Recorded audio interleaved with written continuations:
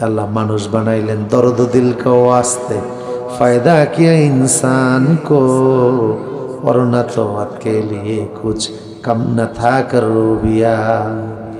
আল্লাহ বলেন জমিনে এমন কিছু মানুষ আমার আছে যারা আমি আল্লাহকে ভালোবাসে, ঠিক কিনা বলেন? কিছু মানুষ আছে দলকে ভালোবাসে, তো দলের জন্য হেলমেট পইরা রাস্তাঘাটে গিয়ে গুলি করে মানুষও মাইরা ফেলে, এদের নাম হলো হেলমেট বাহিনী।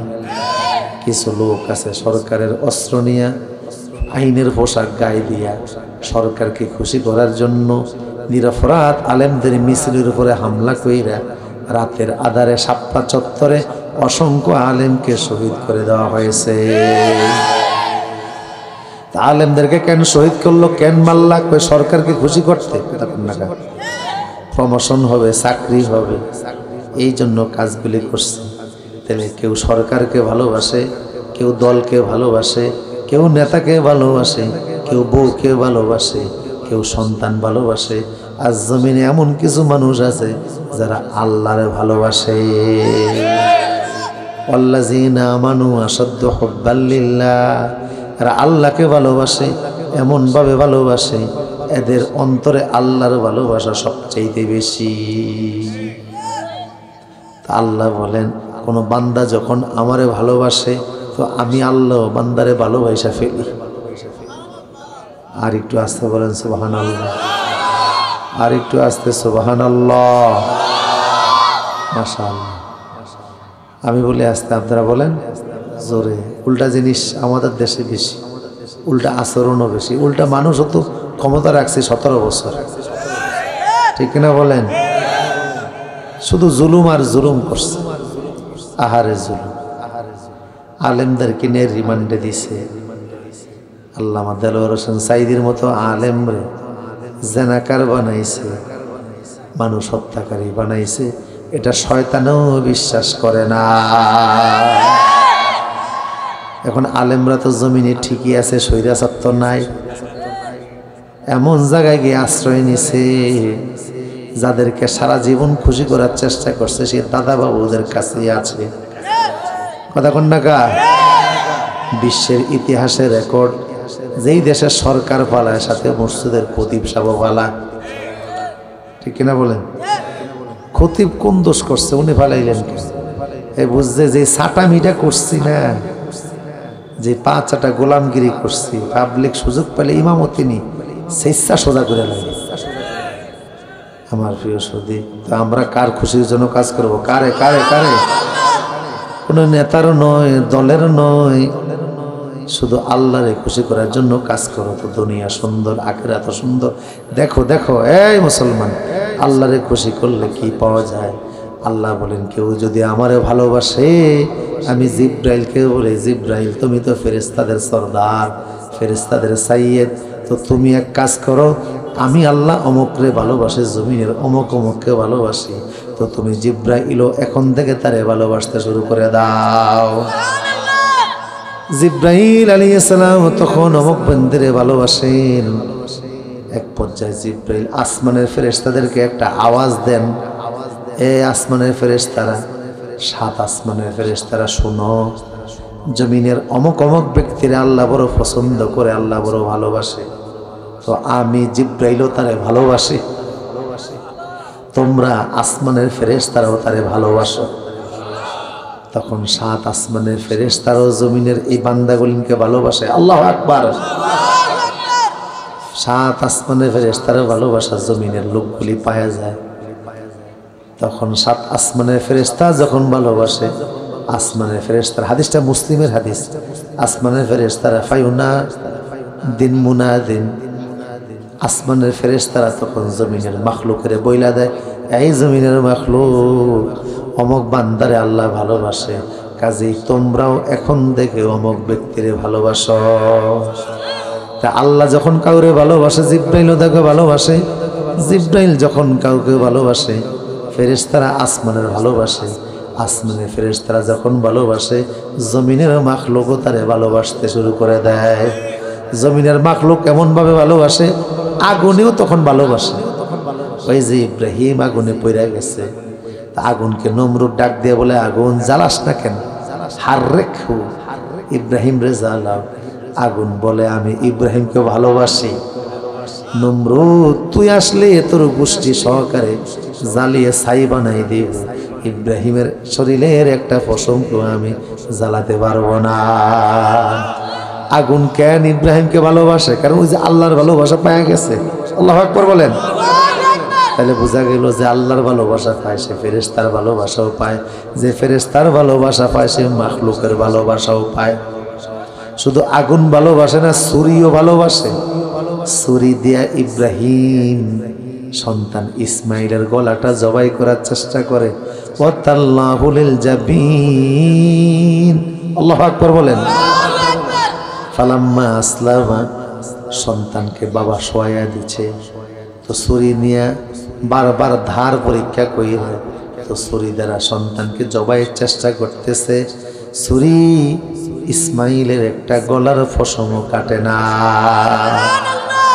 ইব্রাহিম ধার পরীক্ষা করতে গিয়ে পাথরে নিক্ষেপ করে, তো ছুরির আঘাতে পাথর টুকরা হয়, কিন্তু শরীরের চামড়া কাটে না। কেন কাটিস না? কই আমি যদিও ছুরি ইসমাইলকে ভালোবাসি। মাখলুক ভালোবাসে, শুধু আগুন ভালোবাসে না, শুধু ছুরি ভালোবাসে না। আল্লাহর বান্দা যদি আল্লাহর জন্য হয়ে যায়, তখন তারে পানিও ভালোবাসে, তখন তারে মাখলুক ভালোবাসে। আল্লাহু আকবার, আল্লাহু আকবার। হযরতে উকবা ইবনে নাফি বলেন, আমরা আফ্রিকার দেশে যাব ইসলাম প্রচার করার জন্য, ইসলামের ঝান্ডা উড়াবার জন্য, দ্বীনের দাওয়াত দেওয়ার জন্য। তো আফ্রিকান সরকার নদী পার হওয়ার জন্য খেয়া পারাবার বন্ধ করে দিছে। নদী পার হওয়ার জন্য যেই নদীতে যান আছে, স্টিমার আছে, নৌকা আছে, স্পিড বোট আছে, ট্রলার আছে, পার হওয়ার যত পারাবার ছিল সব বন্ধ করে দিছে। তো আমি ভাবলাম কি করা যায়। আমার হাতে কয়েক হাজার সাহাবে, বললাম তোমরা ইসলামকে কি করবা, ওই পারে নেবা কিনা? কয় আমরা আল্লাহকে ভালোবাসি সেই পর্যন্ত আসছি, আমরা ইসলাম নদীর পারে রাখবো না, নদীটা পার করে আফ্রিকা দেশেও নিয়ে যাব। তো কয় নদীর উপরে দিয়া গোড়া হাঁকিয়ে দাও। গোড়া হাঁকিয়ে যখন নদীর উপরে দিয়া চলা শুরু করছে, তো নদীর পানিও ভালোবাসে, কোনো সাহাবীর পায়ের তলা পর্যন্ত পানিতে ভিজে নাই। পানিও ভালোবাসে। সুবহানাল্লাহ বলেন, সুবহানাল্লাহ। তাহলে আল্লাহর ভালোবাসা পাইলে মাখলুকের ভালোবাসা পাওয়া যায় কি যায় না? পানিতে ভালোবাসা, শুধু পানি ভালোবাসে না, হিংস্র জানোয়ার ভালোবাসে। পৃথিবীর একজন মাত্র বক্তা যিনি হিংস্র জানোয়ারের ওয়াজ শোনাইছে। আমরা ওয়াজ করতেছি আপনাদের সামনে, আপনারা আশরাফুল মাখলুকাত উম্মতে মুহাম্মদের সদস্য মুসলমান, এটা তালিম। কিন্তু ওই উকবা ইবনে নাফি জঙ্গলের জানোয়ারকে ওয়াজ শোনাইছে। তো জানোয়ার শুধু ওয়াজ শুনে নাই, ওয়াজের উপরে আমলও করছে। যেই না জঙ্গলে গেলেন, আফ্রিকার সরকার বলল, উকবা ইবনে নাফি আজকে তোমাদেরকে আমাদের এই জনপদে থাকতে দিব না, আসছো আমাদের দেশ জয় করতে, কুদ্দুর জয় করতে পারো, কি পরিমাণ শক্তি আছে দেখবো। এই যে জঙ্গলে চলে যাও, আফ্রিকা জঙ্গলে গিয়ে আজকে রাত কাটাও। উকবা ইবনে নাফি আফ্রিকার জঙ্গলে চলে গেছে। সাহাবীরা ভয় পেয়ে গেছে, উকবা কিসের যুদ্ধ, কিসের জেহাদ? এই জঙ্গলে ওই যে দেখো অ্যানাকোন্ডা সাপের মাথা দেখা যায়, ওই যে দেখো বাঘের আওয়াজ শোনা যায়, ওই যে দেখো হাতির চোরা দেখা যায়। এই জঙ্গলের হিংস্র জানোয়ার আমাদেরকে খেয়ে ফেলবে, যুদ্ধ করা লাগবে না, আমরা প্রাণীদের খাবার হয়ে যাব। কি করে আমরা এখানে থাকি, আমাদের ভয় লাগতেছে। আজকে রাতটা বড় কঠিন রাত। উকবা বলল, সাহাবীরা টেনশন করো না, আল্লাহ সাথে আছে। আমাদের সাথে কে আছে? কে আছে? হযরত উকবারে আর এখন দেখা গেল না। সবাই চিন্তায় পড়ে গেলেন, আমাদেরকে সান্ত্বনা দিয়ে উনি কোথায় গেলেন? তাকে দেখে পাহাড়ের টিলার উপরে উনি একটা মিম্বার বানাইছে।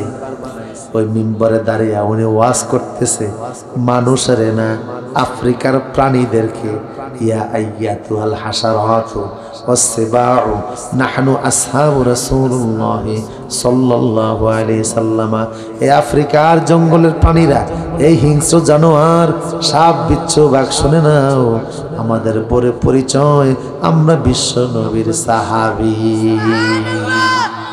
রাসূলের সাহাবী, আমরা মুসলমান। এই দেশে আসছি, সরকার আমাদেরকে ভালো জায়গায় থাকতে দেয় না, জঙ্গলে থাকতে দিছে, তা আজকে রাতটা এখানেই থাকা লাগবে, কাজে আমরা যেহেতু থাকবো তোরা থাকতে পারবি না। এই প্রাণীরা শুন, সূর্য ডুবার আগে, গুরুবে শামসের আগে আগে আমি নির্দেশ দিলাম, এই এরিয়ার মধ্যে যত প্রাণী আছো, জানোয়ার আছো, এই জায়গা ছাইরা দিয়া অন্যত্র আজকে চলে যাবা।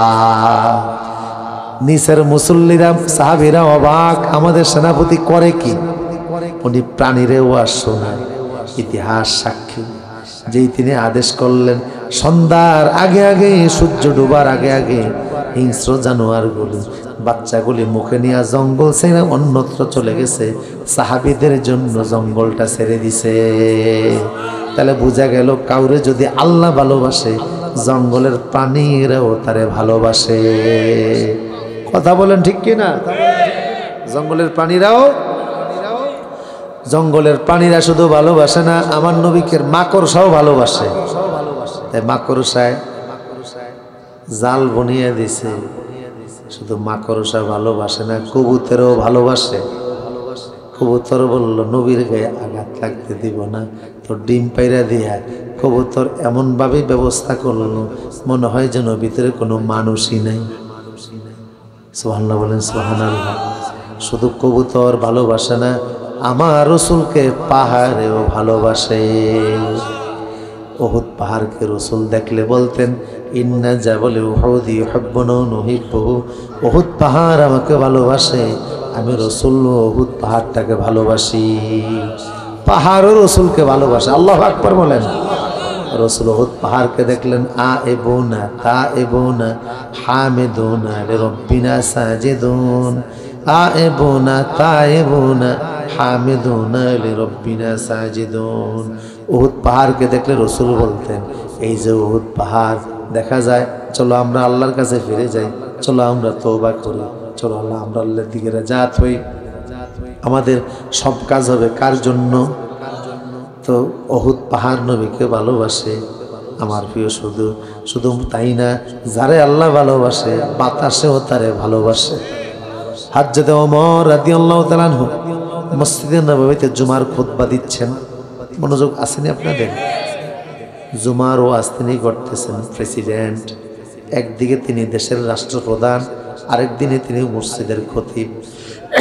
এমন সরকারি তো আমরা চাই, একদিকে বঙ্গভবনের পিছনে নামাজ পড়াবে, আরেক দিকে দেশ চালাবে। এমন রাষ্ট্রপ্রধান, এমন রাষ্ট্রপতি, এমন প্রধানমন্ত্রী, এমন মন্ত্রী, এমপি, ডিসি পাইলে এই দেশে আর চুরি থাকবে না, ডাকাতি থাকবে না, সন্ত্রাস থাকবে না, মাস্তান থাকবে না, এই দেশে ইয়া বাবা গাজা ডাইল থাকবে না, দেশটা হয়ে যাবে একটা জান্নাতের টুকরা।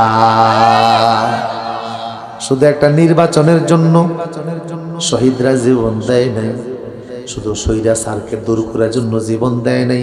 ছাত্রদের দাবি ছিল বৈষম্য, কথা কোন ঠিক কিনা? ওদের নামে ছিল বৈষম্য বিরোধী ছাত্র আন্দোলন। যেখানে যত বৈষম্য আছে সব বৈষম্য দূর করা লাগবে, কথা বলেন ঠিক কিনা?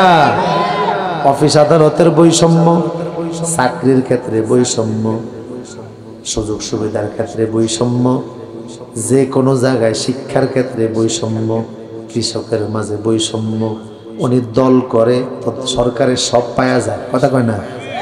দল করে বিধায় দলের চেয়ারম্যান হয়, চেয়ারম্যান হইলে যত কার্ড আছে পায়, নিজের নামেও চাউল উঠায়, বোন নামে উঠায়, আত্মীয় স্বজনের নামে চাল উঠায়, এরকম ডাকাইতে আছে না নাই? কথা কন না কা? তো চাউল নিজে জায়গায় আত্মীয় স্বজনের নামে, মরা মানুষের নামেও কাট করে বসে রয়েছে, শুধু চাল উঠিয়া খায়। এটা কি অবিচার না সুবিচার? এটা জুলুম না কিনা? জুলুম কিনা? দলীয় টিকিট পাইছে তো চেয়ারম্যান হয়েছে, চেয়ারম্যান হয়েছে তো চাউল মারা শুরু করছে, গম খাওয়া শুরু করছে। আর যত সরকারি সুযোগ সুবিধা পাইতেছে বৈষম্য বিরোধী ছাত্ররা এই জন্য জীবন দেয় নাই তুমি দলীয় টিকিট পাইয়া দলীয় বিবেচনায় রাজনীতি থেকে ইনকাম করবা, এমন রাজনীতি এই দেশের মানুষ আর চায় না। যে রাজনীতি কইরা ইনকাম করবা এমন রাজনীতির ধান্দাবাজি এখন থেকে বাদ দেওয়া লাগবে। রাজনীতি হতে হবে একমাত্র আল্লাহর জন্য। পাকিস্তানের সাবেক প্রধানমন্ত্রী, আমার কষ্ট হচ্ছে নাকি আপনাদের? বেনজির ভুট্টো নাম শুনছেন? বেনজির ভুট্টো, বেনজির ভুট্টো পাকিস্তানের সাবেক প্রধানমন্ত্রী। এক মজলিসের মধ্যে বসা, মাওলানা নদভী সাহেব পাকিস্তানের বড় আলেম, দুইজন পাশাপাশি বসা। তো দেখে বেনজির তাসবি জপতেছে, তাসবি এমন জোরে জোরে টানেও, মানে টানেরও তো একটা নমুনা আছে বুঝলেন, তাসবির গোড়া তাড়াতাড়ি দ্রুত দ্রুত টানে। তো নদভী সাহেব জিজ্ঞেস করে যে আফা করেন নাকি? কয় আয়াতুল কুরসি পড়ে। কোন কুরসি? কয় আয়াতুল কুরসি তো ছোট না, এটা তো বড় একটা আয়াত, ঠিক কিনা বলেন? আল্লাহু লা ইলাহা ইল্লা হুয়াল হাইয়ুল কাইয়্যুম লা তাখুযুহু সিনাতুন ওয়া লা নাওম। বড় না? বড় না? অনেক বড় একটা আয়াত, পড়তে তো 2-1 মিনিট সময় লাগার কথা, আপনি যেই তাড়াতাড়ি পড়েন। কয় আমি আসলে আগেরটাও পড়ি না, পকেটটাও পড়ি না, শুধু কুরসি কুরসি পড়ি, কারণ আমার দরকার শুধু চেয়ারটা। কথা কয় না? আগেরটাও নাই, পরেরটাও। আয়াতুল কুরসির মধ্যে যে কুরসি আছে না, ক্ষমতায় যাওয়ার জন্য কি দরকার? চেয়ার দরকার। আমি শুধু কুরসি কুরসি পড়ি, আর কিছু পড়ি না। কিছু মানুষ রাজনীতি করে শুধু কুরসির জন্য। এই জন্য বৈষম্য বিরোধী ছাত্ররা জীবন দেয় না, বরং দেশের মানুষ যেন কারোর একটা টাকা নিয়ে সিনেমিনি খেলতে না পারে, সেই জন্য দেশের 20 কোটি মানুষকে দেশ পাহারা দেওয়া লাগবে। আমার প্রিয় সুধী, তো বাতাসও বান্দারে যখন আল্লাহ ভালোবাসে, তারে বাতাসও ভালোবাসে। হযরত ওমর মদিনার রাষ্ট্রের প্রেসিডেন্ট, দলির তক্তে বৈশা সারা দুনিয়া শাসন করছে, অর্ধজাহান করেছে শাসন দলির তক্তে বসি। খেজুর পাতার ফাঁসাত তোমার বারে বারে গেছে কষে। আল্লাহু আকবার। হযরত ওমর জুমার খুতবা দিচ্ছেন, হঠাৎ করে জুমার বক্তব্যের মাঝে বললেন, ইয়া সারিয়াতু আল জাবাল আল জাবাল আল জাবাল, ও সারিয়া পাহাড় ছেড়ো না, পাহাড় ছেড়ো না। মুসল্লিরা ওমরের কথার কিছুই বুঝলেন না। কোথায় সারিয়া? যুদ্ধ করে মদিনা থেকে 3300 মাইল দূর, বাংলাদেশের টেকনাফ, গেছেননি টেকনাফ? কক্সবাজারের একেবারে শেষ জেলা হলো টেকনাফ। টেকনাফ থেকে রশি টানা দিলে বাংলাদেশের শেষ জেলা হলো পঞ্চগড়। পঞ্চগড়ের বাংলা বান্দা পর্যন্ত মাত্র 933 কিলোমিটার। এই লম্বা রাস্তাটা ফাড়ি দিলে মাত্র 933 কিলোমিটার। এমন 3 গুণ দূরে হযরতে সারিয়া যুদ্ধ করে। আর ওমর একটা আওয়াজ দিছে, সারিয়া পাহাড় ছাইরো না। ওমর টেলেক্স ব্যবহার করে নাই, ফ্যাক্স, টেলিগ্রাম, মোবাইল ব্যবহার করে নাই। ওমর শুধু একটা আওয়াজ দিছে, সারিয়া পাহাড় ছেড়ো না। তার মানে ওমর মদিনার মিম্বার থেকে 3500 মাইল দূরে দেখতেছে হযরতে সারিয়া কাফেরদের সাথে যুদ্ধ করতেছে, কিন্তু পাহাড় ছাইরা দেওয়ার কারণে কাফেরদের আক্রমণের শিকার হবে। এই জন্য ওমর 3300 মাইল দূর থেকে হযরত সারিয়াকে পাহাড় যেন না আসলে সতর্ক করে আওয়াজ দিছে। এখন আওয়াজটা পৌঁছে দিব কে? বাতাস বলে ওমর আওয়াজ দিছে, তো ওমরের আওয়াজটা আমি বাতাস পৌঁছে দেই। মদিনার বাতাস ওমরের আওয়াজটা টাইনা বাতাস তার বুকের মধ্যে নিয়ে চইলা গেল। তাৎক্ষণিক মুহূর্তের মধ্যে সারিয়ার কণ্ঠে আওয়াজ দিয়ে দিল, সারিয়া পাহাড় ছেড়ো না, পাহাড় ছেড়ো না। ওমর বলছে, হযরতে সারিয়া বলেন পাহাড় ছাড়ি নাই ওমরের নির্দেশে, কিন্তু দেখলাম যদি ছাইরা দিতাম সাথে সাথে আমরা লাশ হয়ে যাইতাম, কারণ কাফেররা যে পিছনে ছিল আমরা দেখতে পাইনি। এই জন্য আমরা যুদ্ধ করে সেই যুদ্ধে বিজয়ী হয়ে মদিনাতে আসছি। তো মানুষের শেষ পর্যন্ত বাতাসও ভালোবাসে। কথা কোন? আল্লাহু আকবার। তাহলে কার ভালোবাসা পাইলে বাতাসের ভালোবাসা পাওয়া যাবে। আর তোমরা যারা মানুষ হত্যা করছো, আলেমদেরকে রিমান্ডে নিছো, জেলের পরে জেলে ঘুরাইছো, থানার পরে থানায় ঘুরাইছো, আলেমদেরকে পিছমোড়া করে বাঁচছো, আলেমরা হাটে তাজবে নিয়া আর তাদেরকে ককটেল ফাটি বানাইছো। কথা কন না কা? আলেমরা কোরআন নিয়ে হাঁটে, তাজবে নিয়ে মেসওয়াক নিয়ে হাঁটে, আর তোমরা বানাইছো আলেমরা ককটেল নিয়ে হাঁটে। এই জন্য এত ঘৃণা মানুষের তোমাদের প্রতি হয়েছে। এখন ময়রা দেখো, ইন্নালিল্লাহ ফরার মতো লোক পাওয়া যাবে না। অথচ কত আলেম মারা গেল, এরা ছিল মুকুটবিহীন সম্রাট। কথা কন না কা? আমার প্রিয় সুধী, এই জন্য খুশি করব কাকে? জোরে বলেন কারে? পারা যাবে তো ইনশাল্লাহ? আমার দিকে তাকান, কষ্ট হচ্ছে মনে হয় না? আমার দিকে তাকান আমার প্রিয় সুধী। তো হযরত ওমরকে কে ভালোবাসে? বাতাসেও, শুধু বাতাস ভালোবাসে না ওমরকে, ওমরের মাটিও ওমরকে ভালোবাসে। মদিনার ভূমিকম্প হচ্ছে, ভূমিকম্প হয় না মাঝে মধ্যে? রসুল বলছেন যখন জমিনে গান বাদ্য বাজনা বাড়বে, এই যে 31 নাইট গেল, গান বাদ্য আছে না নাই?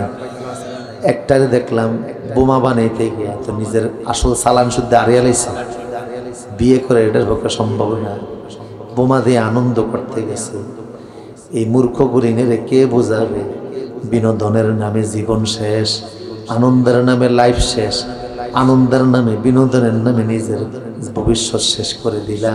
এগুলি এই নির্বুদ্ধিশালী লোকদেরকে কে বোঝাবে? যদি ন্যূনতম বিবেক থাকতো, কাফের মুশরিকদের 31 নাইট নিয়ে কোনো মুসলমানের বাচ্চা রাস্তায় নামতে পারে না। রাসূল বলছেন, মান তাশাব্বাহা বিকাউমিন ফাহুয়া মিনহুম, যে যারা অনুসরণ করে তার সম্পর্ক তার সাথে হয়। 31 নাইট এটা আমাদের কালচার না কাফেরদের কালচার? কথা বলেন না কার? কাফেরদের কালচার। টাকনু গিরার নিচে কাফন নামিয়া পড়া মুসলমানের কালচার না কাফেরদের কালচার? চুলেরে রং কইরা আউলা জাউলা কইরা হাঁটা চলা, এটা বিজাতিদের কালচার। কথা কন না কা? হাতের ভিতরে রাখি বন্ধন পরাই বিজাতিদের কালচার। পুরুষেরা নাক ফুটা করা কান ফুটা করা বিজাতিদের কালচার। কথা কন না কা?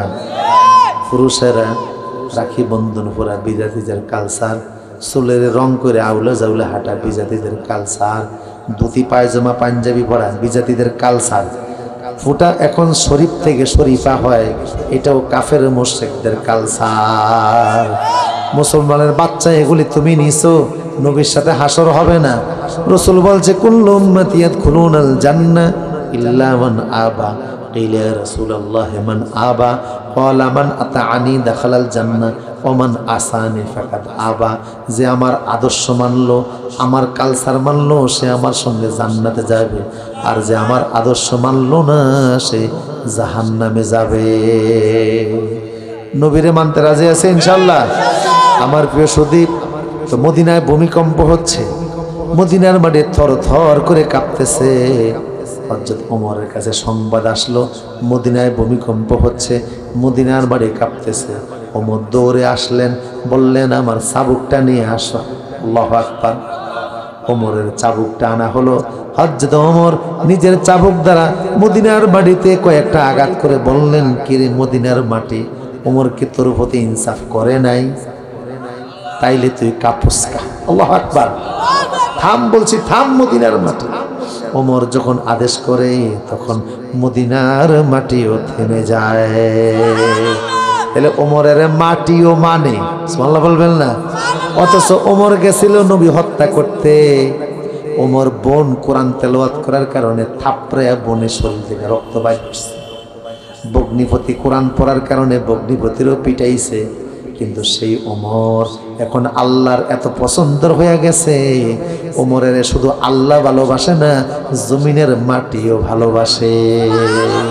শুধু জমিনের মাটি ভালোবাসে না, নদীও ভালোবাসে। কে? নদী। নদী কোন? কে? মনোযোগ আছে? যদি আমি সন্ধ্যারাইতে বসতাম তো ওয়াজ করতাম আরে কৃষ্ণ। এখন মধ্যরাইতে না, আপনাদের চোখ তো 19-20 করতেছে। হ্যাঁ হ্যাঁ করতেছে না? ঘুম আসে না? শোনা যাবে ইনশাল্লাহ ফজর পর্যন্ত। মদিনার হযরত ওমরের নদীও ভালোবাসে। কি নদী? ইসলাম যখন সারা দুনিয়ায় ছড়িয়ে পড়ল, মিশর তখন মুসলমানদের রাষ্ট্র। হযরত ওমর মিশরের গভর্নর পাঠাইলেন আমির আব্দুল আস। আমির আব্দুল আস 1 বছর এখন মিশরের রাষ্ট্র ক্ষমতায়, ওমরের গভর্নর রাদিয়াল্লাহু তাআলা আনহুমা। কিন্তু একটা আজীব ঘটনা ঘটলো মিশরে। কি ঘটনা? মিশরের নীল নদে পানি আসে না। বছরের একটা সময় আসা নীল নদের পানি শুকিয়ে যায়, নীল নদের ভিতরে পানি থাকে না। একটা সময় আসে নীল নদের পানি শুকিয়ে যায়। হযরত আমির আব্দুল আজ বললেন, মিশরবাসীরা এখন কি করবো? পানি দেন, আপনি না এখন সরকার প্রধান, দেশের সার্বিক ব্যবস্থাপনা করা তো আপনার দায়িত্ব। কথা কন না কা? যারা রাষ্ট্রের প্রধান হবে সব দেখাশোনা করা লাগবে। কেউ ক্ষমতায় থাকাকালীন দেশের মানুষ তো দূরের কথা, একটা কুত্তাও যদি না খেয়ে মারা যায় কিয়ামতে তার জন্য জবাবদিহিতা আছে না নাই? আর অথচ নিজের ফিওনে বলে আমি মাত্র বেশি নেই না, 400 কোটি টাকা নিচ্ছি। কথা কয় না? কত কোটি টাকা? তেমন কিছু না, মাত্র। আমার প্রিয় সুধী, হারাম খাইলে তো এমনই খাওয়া যায়, পরিশ্রম করে ইনকাম করলে এত ইনকাম করতে পারত না। আমার ভাইরা, হযরত ওমর আমির আব্দুল আস দেখলেন, বললেন কেন পানি আসে না? পানি এই কারণে আসে না যে মিশরের নীল নদের ভিতরে, মিশরের নীল নদে পানি বছরে একবার শুকিয়ে যায়। তো কোনো যুবতী কন্যাকে জবাই কইরা তার রক্ত যদি বলি দেয় তাহলে নদীতে পানি আসে। হযরত ওমর আমির আব্দুল আস তো মুসলমান না, না, একটা নদীর পানির জন্য একটা নিরপরাধ মানুষকে জবাই করা যায় না। ইসলামে এমন কোনো বলিদানের বিধান নাই। কথা কন না কা? তিনি চিঠি লিখলেন হযরত ওমরের কাছে, ওমর আপনি আদেশ করুন, আমি কি করতে পারি, আমার করণীয় কি? মিশরবাসীদের পানির সংকট, খাবারের পানি নাই, এখন নদীতে পানি নাই, নদীর চারপাশে হলো মানুষেরও বসবাস, নদীর পানি আনতে হলে জীবিত কন্যাকে বলি দেওয়া লাগে, রক্ত দেওয়া লাগে। হযরত ওমর চিঠি পায়া পাল্টা চিঠি তিনি লিখলেন, আমরের প্রতি নির্দেশ দিলেন, আমরে তোমার কিছুই করার নাই, শুধু একটা কাজ করবা, আমি তোমার নামে চিঠি দেই নাই, আমি চিঠি দিছি নদীর নামে, তুমি শুধু আমার চিঠিটা নিয়ে নদীর মাঝখানে ফেলে দিবা। ওমর চিঠি লিখলেন, ইয়া নীলে মিসর, ও মিশরের নীল নদ, তুই কি আল্লাহ সৃষ্টি? তুই যদি আল্লাহ সৃষ্টি হস তাহলে ইন্নাকা তাজরি মিন আমরিল্লাহ, আমার চিঠি পাওয়ার পর তোর ভিতর থেকে যেন পানি চলে আসে। আজ যদি তুই আল্লাহর মাখলুক না হস তাহলে তোর মতো নদী আমাদের দরকার নাই, তোর পানি আমরা খাবো না, আমরা দোয়া করে করে আসমান থেকে পানি নামাবো। কারণ মুসলমান সলাতুল ইস্তিসকার নামাজ পড়লে, বৃষ্টির নামাজ পড়লে যিনি বৃষ্টি দিয়ে দেন তিনি কে? আমরা দোয়া করে আসমান থেকে পানি নামাবো, তোর মতো কুয়ার পানি আমাদের দরকার নাই। আমার প্রিয় সুধী, হযরত আমির আব্দুল আস মদিনা মিশরে, তখন ওনার কাছে ওমরের চিঠি গেল, উনি গিয়া চিঠিটা নীল নদের মধ্যে ছাইড়া দিলেন। আজীব এক চিঠি, মানুষের নামে না নদীর নামে, প্রাপক হলো নদী। সুবহানাল্লাহ। এই চিঠির প্রাপককে নদীর নামে চিঠি।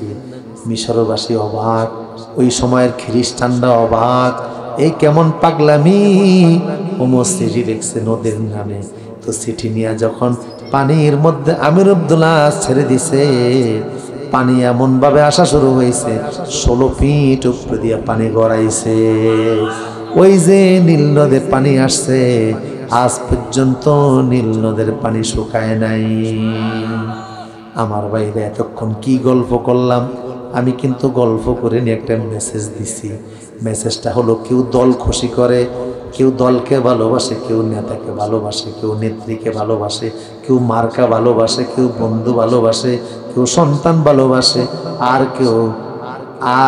কেউ ক্ষমতাকে যাওয়া ভালোবাসে, আর কিছু মানুষ আছে আল্লাহরে ভালোবাসে। আল্লাহ বলেন, যারা আমারে ভালোবাসে আমি আল্লাহ তাদেরকে ভালোবাসি, আর আল্লাহ যাদেরকে ভালোবাসে তাদেরকে ফেরেশতা জিব্রাইল ভালোবাসে, জিব্রাইল যাদেরকে ভালোবাসে আসমানের ফেরেশতারা তারে ভালোবাসে, আসমানের ফেরেশতা যারে ভালোবাসে জমিনের মাখলুক তারে ভালোবাসে। তখন জমিনের মাটিও তার কথা শুনে, কথা কয় না, জমিনের পাখিও তার কথা শুনে, জমিনের আগুনও তার কথা শুনে। আপনারা বলতে পারেন আপনি তো দূরের কথা শুনাইলেন, কাছাকাছির কোনো কথা আছে নাকি? বুঝেননি কথা আপনারা? অনেক দূরের কথা শুনাইলেন, কাছাকাছি। আমার প্রিয় সুদীপ, ব্রিটিশ বিরোধী আন্দোলনের সময় উলামায়ে দেওবন্দ অনেক রক্ত দিয়েছে। 56,000 আলেমদেরকে ব্রিটিশ সরকার ফাঁসি দিছে। রাস্তার মোড়ে মোড়ে আলেমদের লাশ পইরা ছিল। আলেমরা যদি সেদিন রক্ত না দিত, ব্রিটিশরা যাইতো না। ব্রিটিশরা না গেলে ভারত স্বাধীন হইতো না। ভারত স্বাধীন না হইলে পাকিস্তান স্বাধীন হইতো না। পাকিস্তান স্বাধীন না হইলে বাংলাদেশও স্বাধীন হতো না। সুতরাং বাংলাদেশ স্বাধীনতার পিছনে ভূমিকা হলো 71-এর মুক্তিযুদ্ধ। 71-এর মুক্তির যুদ্ধের পিছনে ভূমিকা হলো ভারত স্বাধীন হওয়া, পাকিস্তান স্বাধীন হওয়া। পাকিস্তানের ফাউন্ডেশন হলো ভারত স্বাধীন হওয়া। ভারত স্বাধীন হওয়ার ফাউন্ডেশন হলো ব্রিটিশরা দূরীভূত হওয়া। আর ব্রিটিশদেরকে বিতরণ করছে আলেমরা। ঠিক কিনা বলেন? কার উসিলা সিন্নি খাইলা মোল্লা, এটা কথা আছে না? নরেন্দ্র মোদী ভারতের কসাই, চিনেন না এটারে? কি নাম? নরেন্দ্র মোদী। হাসিনা যে এত আলেমদেরকে গ্রেপ্তার করছে জানেননি কেন? নরেন্দ্র মোদী চাইছিল বাংলাদেশের বিজয় দিবসে আসবে।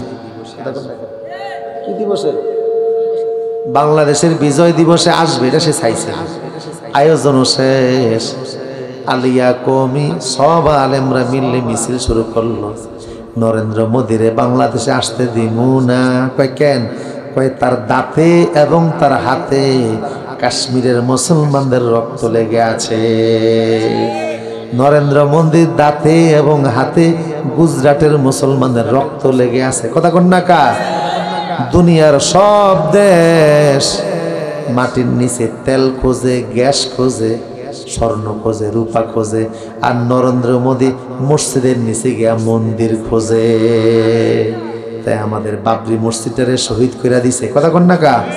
তার আগমন ঠেকাইতে আলেমরা মিছিল করছে। এই জন্য নরেন্দ্র মোদী আসতে পারে নাই। তো রাগের চোটে হাসিনা গড়ে আলেমদেরকে গ্রেপ্তার করছে। কথা কন না কা? মনে আছে না আপনাদের? আমার প্রিয় সুদী, আল্লাহ আছে না? আল্লাহ আছে না? আল্লাহ তো আছে, আল্লাহ তো দেখে। আলেমরা কষ্ট থাকলো, আলেমরা কিন্তু মাঠেই আছে, তোমরা তো নেই। আমার প্রিয় সুদী, এখন যদি বলেন হুজুর আগের কথা শুনাইলাম তো, যেটা বলতেছিলাম নরেন্দ্র মোদী ভারতের দিল্লির যেই জায়গায় থাকে ওখানে একটা গেট আছে, এটার নাম হলো দিল্লি গেট। কি গেট? ওই গেটের মধ্যে ব্রিটিশ বিরোধী আন্দোলন করে যারা জীবন দিয়েছে ওদের নাম আছে। সেইখানে 62,000 আলেমের নাম লেখা আছে যারা ব্রিটিশদেরকে বিতরণ করতে গিয়ে জীবন দিছে। আর 29,000 হিন্দুর নাম আছে যারা ব্রিটিশদেরকে বিতরণ করতে গিয়ে জীবন দিছে। তাহলে হিন্দুদের চাইতে আলেম মুসলমানদের সংখ্যা কম না বেশি? ডাবলের চাইতেও বেশি। আমার প্রিয় সুদী, অথচ ওই সময় ব্রিটিশ বিরোধী ওই পাকিস্তান, ভারত পাকিস্তান সাবকন্টিনেন্ট উপমহাদেশে 30 কোটি হিন্দু ছিল, 10 কোটি মুসলমান ছিল। বোঝা গেল হিন্দুরা যত রক্ত দিছে, জীবন দিছে, তার ডাবলের চাইতে বেশি দিছে মুসলমানেরা। অথচ আজকে সেই মুসলমানদেরকে দিল্লি সরকার সহ্য করতে পারে না। কথা বলেন ঠিক কিনা? ওই ব্রিটিশ বিরোধী আন্দোলনের সময় ব্রিটিশরা যত আলেমদেরকে গ্রেপ্তার করছে, এর মধ্যে মৌলানা হুসাইন আহমদ মাদানী, মাহমুদুল হাসান দেওবন্দি, দুইজন ছাত্র আর শিক্ষক। ছাত্র আর শিক্ষক। একজন হলেন ছাত্র হুসাইন আহমদ মাদানী, আরেকজন হলো শিক্ষক মাহমুদুল হাসান দেওবন্দি। দুইজনকে সৌদি আরবের জেদ্দা থেকে গ্রেপ্তার করে নিয়ে গেছে ইটালির মাল্টা দ্বীপে। আপনার দায়িত্বশীল কেউ নেই এখানে? বোকার দল নাকি সব এখানে একটা মাহফিলের মধ্যে? আমার দিকে থাকা। মাহফিল অ্যারেঞ্জমেন্ট করা অনেক কঠিন কাজ, সব দিক খেয়াল রাখা লাগে। আমি আর কয়েক মিনিট কথা বলবো, 5-7 মিনিট। আমার দিকে থাকা। তো ভারতের বড় শাইখুল হাদিস মাহমুদুল হাসান দেওবন্দি আর হুসাইন আহমদ মাদানী, মনে আছে? দুইজনকে নিয়ে গেছে ইটালির মাল্টা দ্বীপে। তো দ্বীপের মধ্যে 2 আলেম জেলখানার মধ্যে দিছে ব্রিটিশ সরকার। এই দেশের জেলে রাখে নাই, নিছে ইটালির জেলে। হোসাইনুল মাদানী জরিয়া দইরা ওস্তাদ মাহমুদুল হাসান দেওবন্দি চোখের পানি ছেড়ে কান্দে, বাবারে কোনোদিন আমি তারাবিন নামাজ খতম ছাড়া পড়ি নাই, 30 পারা কোরআন দিয়া তারাবিন নামাজ আমি পড়ছি, কিন্তু এখন তো আমিও হাফেজ না তুমিও হাফেজ না, আজকে দ্বীপে আসার কারণে আমরা তারাবিন নামাজটা আমরা খতমে তারাবি পড়তে পারবো না, সূরা তারাবি পড়ব। ছাত্র বলে হুজুর দোয়া কইরা দেন আল্লাহ যেন আমার স্মৃতিশক্তি বাড়িয়ে দেয়, নিয়ত করলাম আমি আপনারে খতম তারাবি পড়াবো। কেমনে সম্ভব? আগামীকাল চাঁদ দেখা যাবে।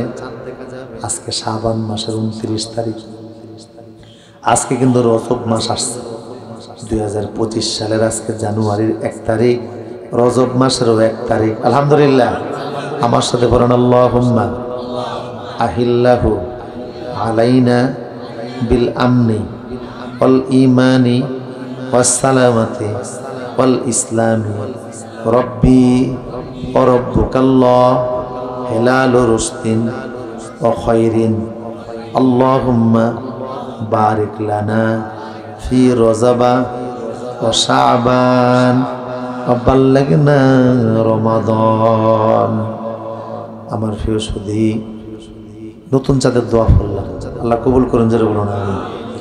আমার প্রিয় সুধী, তো ছাত্র কোরআন সূরা শুরু করছে, সকাল থেকে সন্ধ্যা পর্যন্ত পড়ে, আর 1 পারা মুখস্থ হইয়া যায়, ওই পারা দিয়ে রাতে নামাজ পড়ায়। তো 30 দিনে 30 খতম কইরা, 30 পারা মুখস্থ কইরা, 30 পারা কোরআন দিয়ে 30 দিনে 30 দিন তারাবির নামাজ পড়ায়া খতম কোরআন করে ফেলছে। ছাত্র ওস্তাদের গরম পানি লাগে, ব্রিটিশরা তো গরম পানি দেয় না, তো বোতলের মধ্যে ঠান্ডা পানি ঢুকায়া পেটের সঙ্গে চাপ দিয়া দইরা রাখে, আমার ওস্তাদ যেন ঠান্ডা পানি দ্বারা উজু না করে। তো পানিটা পেটের সাথে ধরে রাখলে পেটের গরম বোতলের সঙ্গে লাইয়া বোতলের পানি গরম বানিয়ে দিলে ওই পেটের গরম দ্বারা পানিটারে গরম কইরা ঘন্টার পর ঘন্টা দাঁড়িয়ে থাইকা, এইভাবে করে বোতল যুক্ত পানি নিয়ে পেটের সঙ্গে চাইপা দই, তো বোতলের পানি হালকা গরম কইরা ওস্তাদের রাত্রিবেলা তাহাজ্জুদের উজু করায়।